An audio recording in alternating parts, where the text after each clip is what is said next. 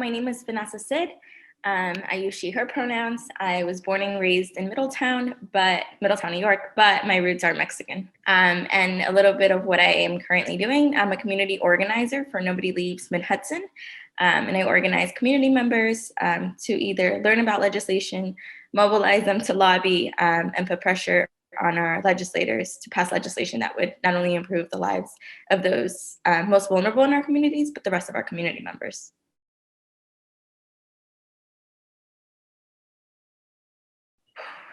Growing up, it was a little difficult.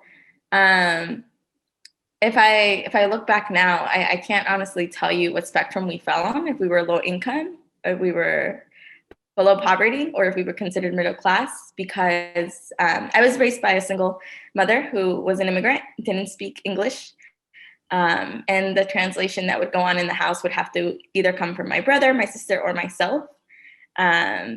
And it was a little difficult in the beginning because so much was expected out of us, because we had the opportunity to live out the American dream. And I, being the only one born here, I was always reminded of that. So growing up, I remember my mom would work 2 to 3 jobs throughout the week. So she would get up at 5 in the morning, go to Dunkin' Donuts, and then when she would get out of there at 3 in the afternoon, she would go work at Kmart as a cashier, mind you, with broken English. And then after she would get out of Kmart, she would go work at Play Talks Liquidators, and she would go assemble, whether it be the curtains or any of the linen. And by then, obviously, there was no babysitters around. So I would go with my mom, and my mom would hide me under all the materials. And I remember occasionally she would give me the Ferrero Rocher chocolates so that I wouldn't cry and I would stay quiet. And that was really my childhood growing up. My mom always working, my siblings always taking care of me, and occasionally taking care of ourselves.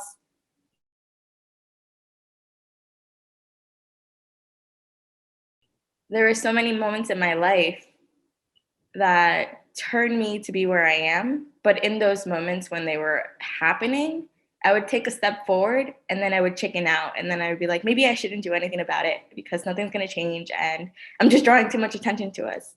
And then I would take a step back and it'd be like, nope, never mind. Not going to talk about it. Not going to do anything about it. But I think the exact moment when I didn't turn back would have to have been when I was 18, my senior year in high school. And my brother had just been diagnosed with cancer. My brother was denied medical treatment for being undocumented, not having the proper form of identification, and lack of insurance. That was the moment when I decided, like, I need to find out who's responsible for this because this isn't okay. And I already knew, like, the healthcare system was terrible already here. Like, I knew that at a young age.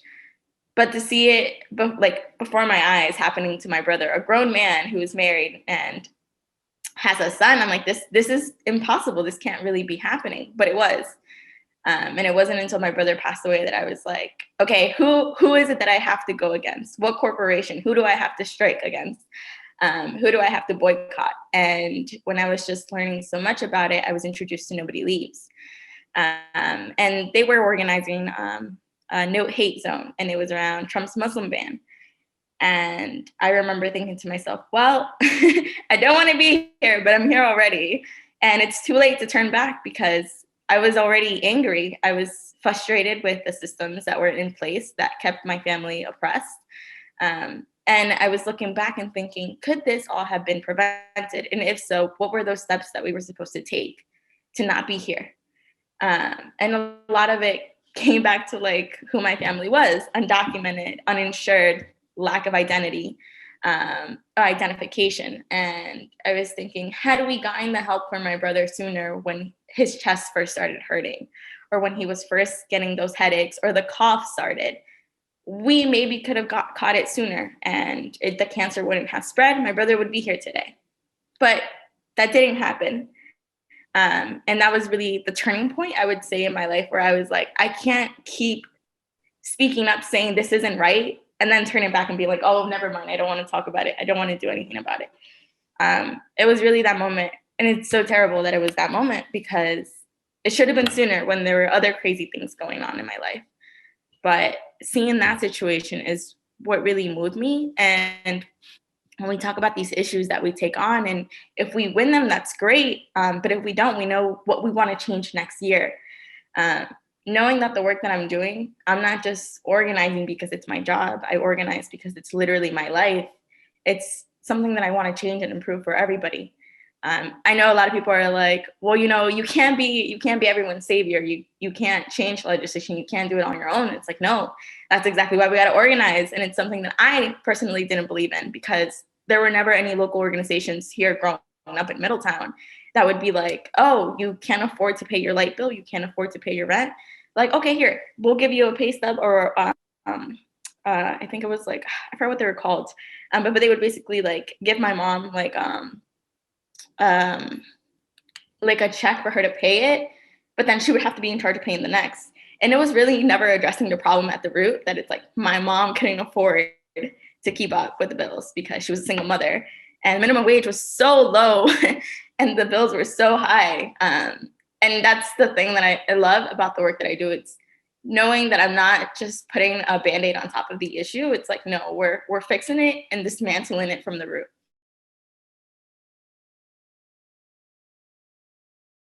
I know how I feel like one of the fun facts about me that I take so much pride in is that I was part of the marching band in Middletown.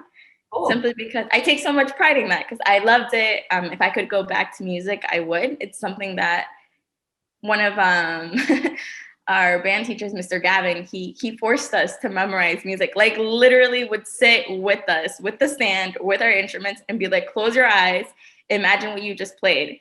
And I'm like, I can't do it. He's like, imagine it, just close your eyes, imagine the paper in your head. And I'm like, oh my God. There were many times where every single one of us, we would get so frustrated with him. We'd be like, oh, this sucks, like we can't do it. And we did it. And it led to so many great performances at the high school and marching here downtown in Middletown. I took great pride in it, and it's something that just like makes me feel really fuzzy inside.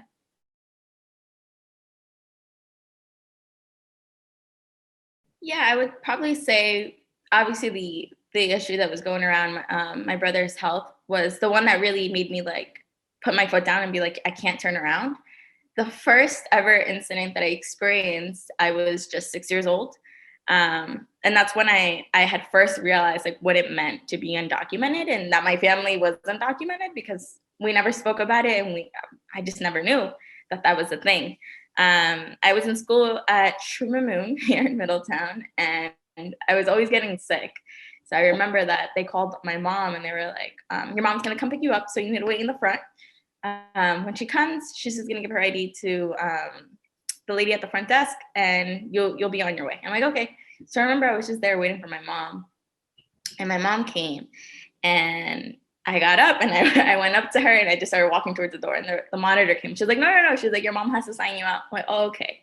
So I walked my mom over to the desk. At that time, my mom didn't even speak broken English. She spoke no English.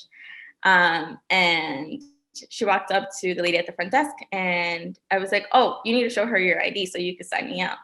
And my mom took out her consulate ID from her country, Mexico, and she gave it to her. And the lady at the front desk was like, what is this? And my mom looked at me and she was like, tell her that's my ID. And I was like, that's my mom's ID.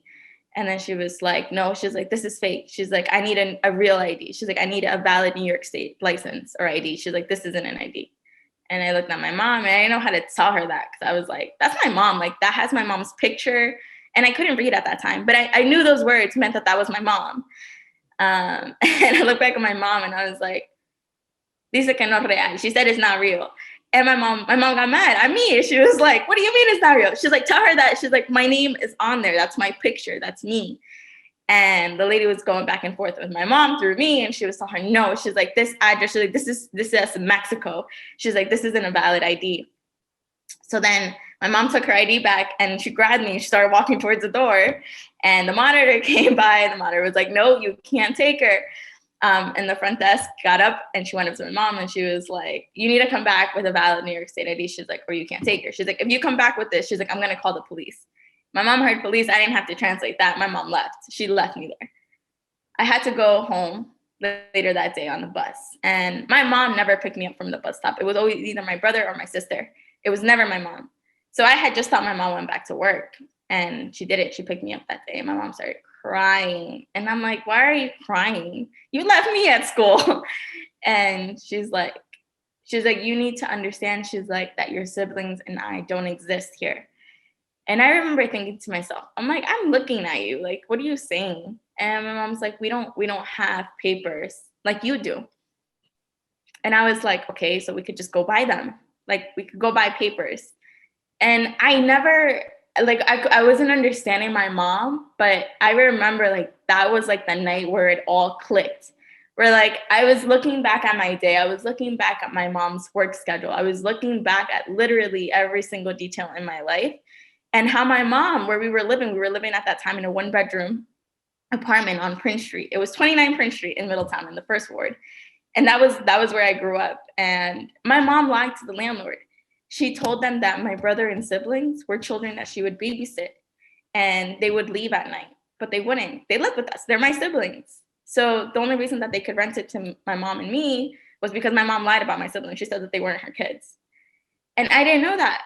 I came to find that out when the landlord came and was mad because my sister opened the door when there was a leak. And he was like, oh, I'm looking for Maria, because everybody knew my mom was Maria. And my sister was like, oh, my mom's at work. She's not here right now. She's like, your mom. And everything just came crumbling down. But that was ultimately the first situation that I faced when I figured it out. Like, my family's undocumented and I'm the only citizen, but I also didn't understand what that meant because I was so young. I was only 6 years old.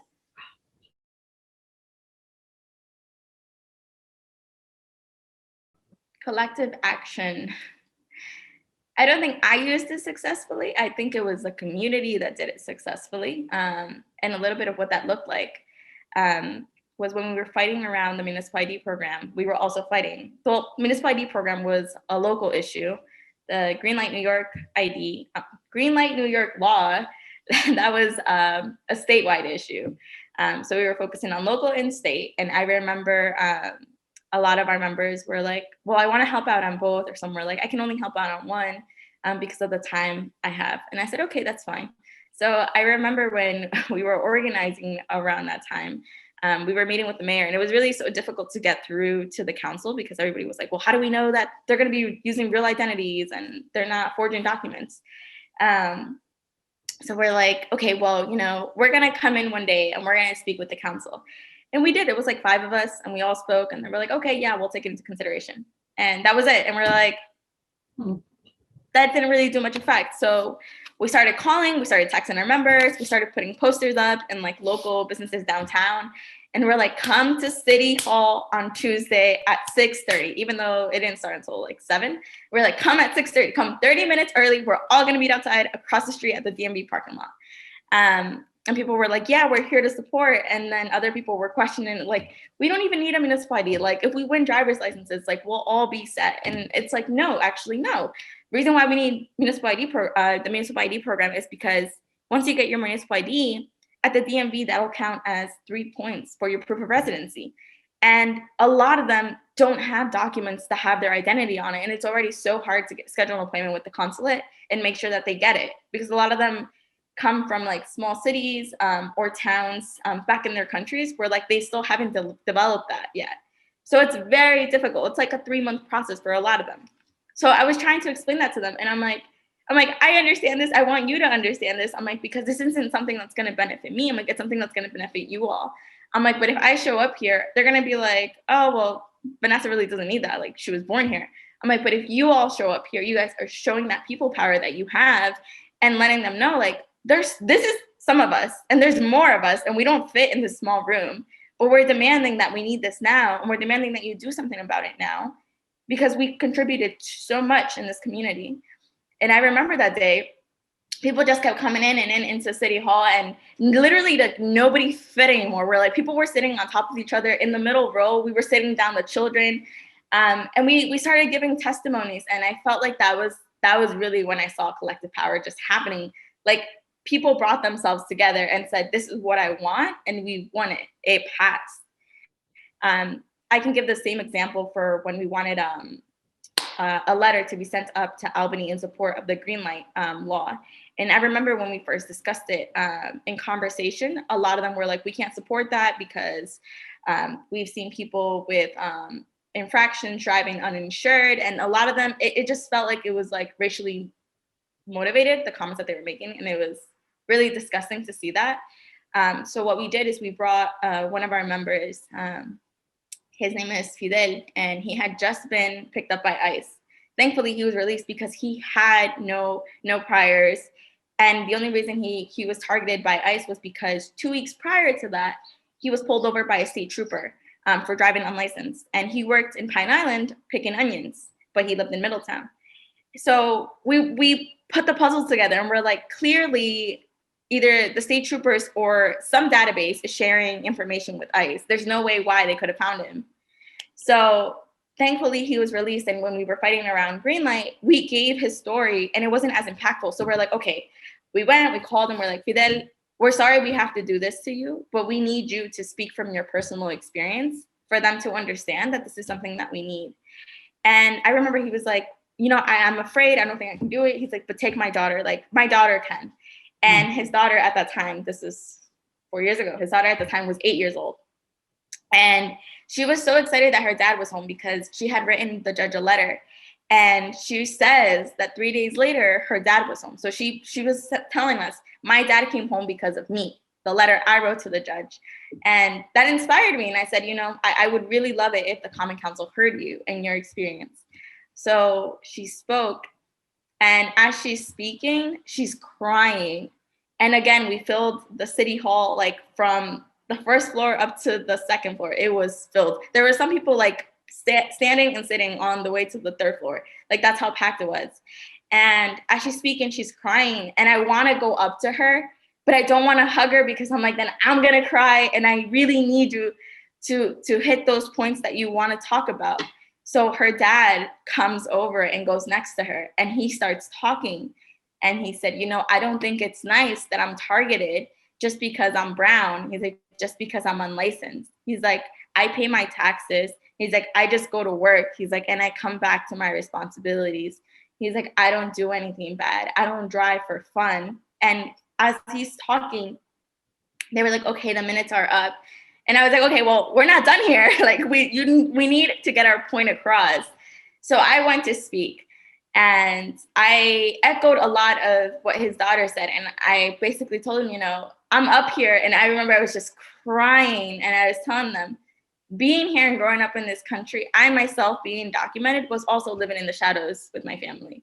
Why? I'm like, because of the experiences that were going on. I was like, and there was no one ever really to say, you know what, there's actually this legislation, or there's this thing that we could fight for that could change that. And I remember emphasizing, you can't continue to ignore a community that needs your support on this. I was like, imagine a driver's license. I was like, a lot of you were mad about the municipal ID program because you were saying, oh, they might show fraudulent documents. It might not really be them. They never identify themselves. How are they going to identify themselves? How do you know if they're fraudulent documents or not when you don't give them the opportunity to prove themselves to you? And they put it on the floor, and it passed unanimously on the floor. I was like, whoa, like, we did that. We like, as a community. So the legislations that we end up taking on later on, it just gives me so much hope and so much confidence in knowing that it's going to pass. I think that it's just really a matter of time.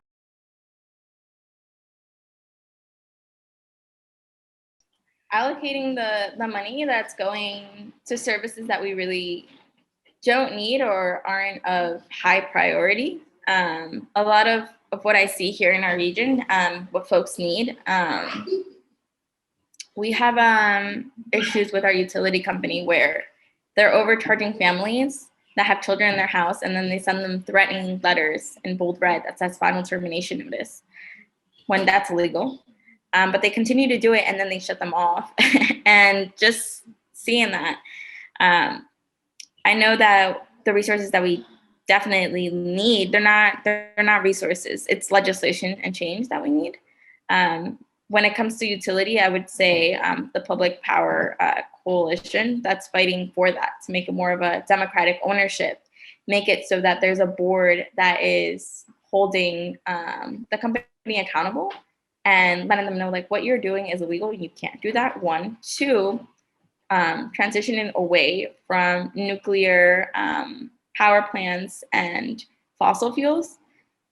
One of the big things or instances of that would be the CPV power plant.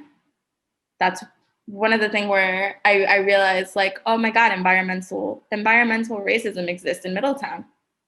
And that's one of the things that we don't need in our region. I think better way to serve would be to acknowledge that there are people from different backgrounds in our communities, and doing that by in our city, whether it be not even our city, like our county, offering those services in different languages that they do. I don't see that happening at that moment. What I have seen a lot of the times is discrimination happening, not only for just Hispanic Latinx folks, but happening to people who are Black, happening to people who are Asian. I feel like there needs to be like a re-education of employee workers, because ultimately you're the one that's serving the community in these public services. It's great that we have like honor and recap, but that I have is that it never really fixes the problem. It's like people are always going to have to need those services. I feel like if they would be open to teaming up and fighting for legislation like that would really help by a lot. But how it can better serve, I think it would be starting with them fighting alongside those that are fighting for legislation.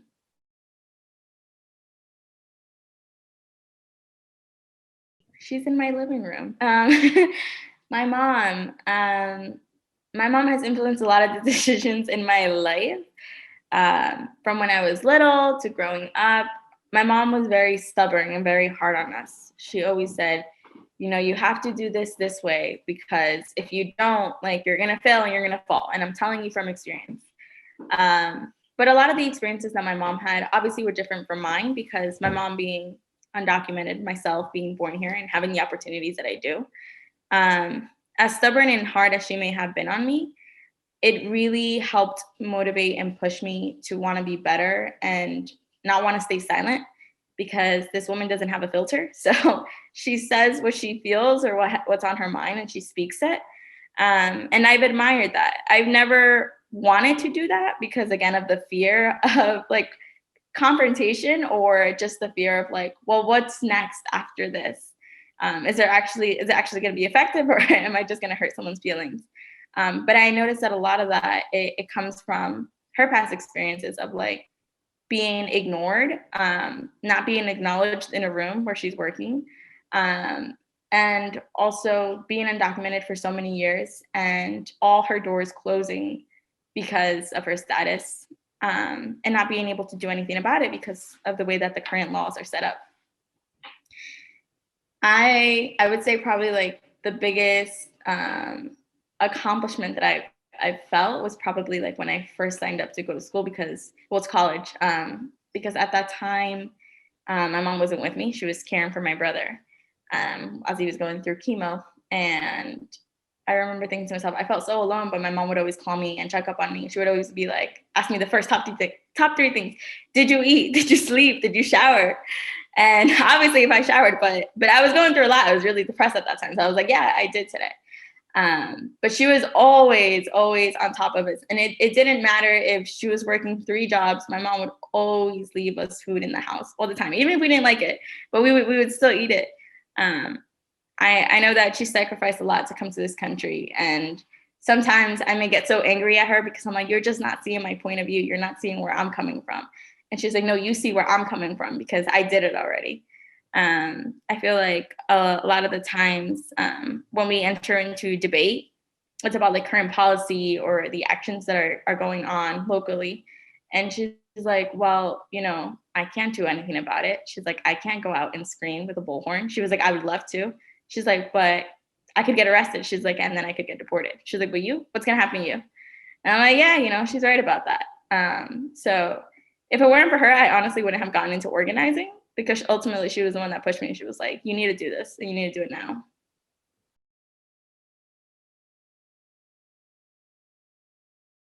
That's tough. So it's really hard for me to take naps throughout the day. And it's something that I've been trying to do, but it's so difficult for me. I just have my mind running like a mile a minute. It's so insane. Um, what I tend to do to try to wind down is go out for a walk, for very, very long walks with my one chihuahua. I don't know where she is right now. But it's so funny. She's a chihuahua, but she has a personality of like a German shepherd. She thinks she's a big dog. I like to spend a lot of time with her, spend a lot of time with my nieces and nephews. I feel like they're crazy in their own unique way. And when I was involved in like canvassing pre-COVID, when we could door knock, I would take my oldest niece with me. At that time, she was only 10. And she enjoyed doing it and speaking to them about activism, about racism. I've noticed that they don't really know what that is because they've been out of school for such a long time. So I want to make sure that they don't lose that and they know that that's not okay. I also like to spend a lot of time watching documentaries with my partner. Like that's our big thing to do. One of the movies that we just saw on Monday night, it was Monday night we finished it. It was Judas and the Black Messiah. Have you heard of it? I have heard of it. I'd love to see it. It's really impressive. It's about a 21-year-old Black Panther member that died, that was killed by the government. After I finished watching that movie, I just bawled my eyes out. And it's kind of crazy to say, but I like watching documentaries that are like either really depressing or really bring the emotion out of me because I'm like, okay, like this has been going on for a while. And like, I know I'm not crazy for being here. Like this just reinforces that this has happened like in the past in history and it's happening again. The thing that does scare me is obviously there are very powerful people. And I think that's why it's so hard for me to wind down because I'm like, wait, hold on. I need to be looking this up because someone is facing eviction or wait, someone is facing right now an issue with their light bill where they got like charged $1,400. Like it's insane. Like I'm always thinking because I'm almost always working. I think Sunday is really the day where I get to wind down and then prep for the next day. It's really hard because like I said, organizing isn't a job, it's really my life. So it's like really making sure like I have all my ducks in order and knowing that I'm like going the right way.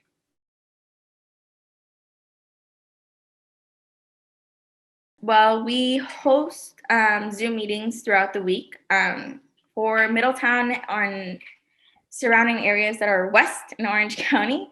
I cover those meetings Wednesdays at 7 for our English speakers, Fridays at 5 p.m. for our Spanish speakers. Rene Mejia, my colleague, he covers everything that's east of Orange County and Newburgh, a lot of what's in James Scoofus district, and he does it every Tuesday and Thursday at 6 o'clock. It's nobodyleavesmidhudson.org/volunteer.